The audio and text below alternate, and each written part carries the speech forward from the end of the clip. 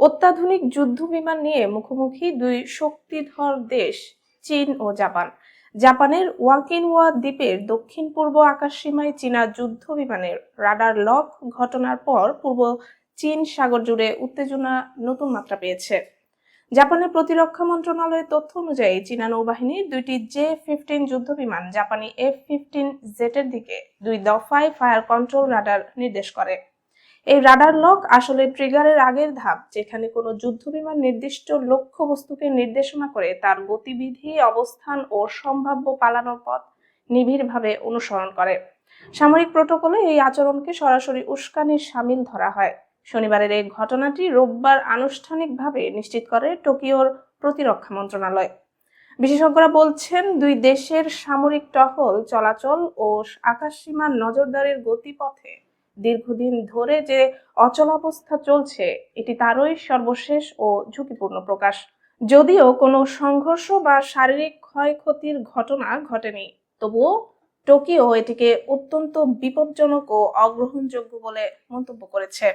চীনের people's liberation army দাবি করছে ভিন্ন চিত্র। পিএলএ নৌবাহিনীর মুখপাত্র ওয়াং সুয়েমং বলেন, লিয়াওনিং বিমানবাহী রণতরী বহর মিয়াকো প্রণালীর পূর্ব দিকে পূর্ব নির্ধারিত মহড়া পরিচালনা করছিল।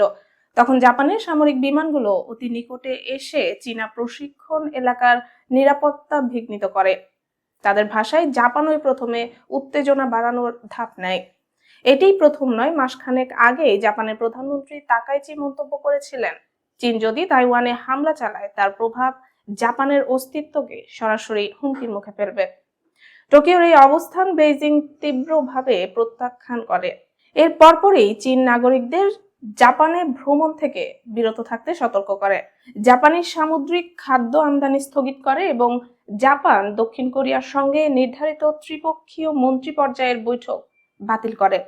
ভৌগোলিকভাবে গুরুত্বপূর্ণ মিয়াকো প্রণালী দিয়ে চীনা সামরিক নৌবহরের চলাচল বাড়ছে দীর্ঘদিন ধরেই।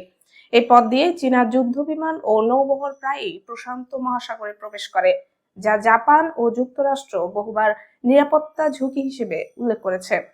সামরিক বিশ্লেষকরা বলছেন, এই ধরনের রাডার লক ঘটনা ভুল বোঝাবুঝি বা আকস্মিক সংঘর্ষের ঝুঁকি বহুগুণ বাড়িয়ে দেয়।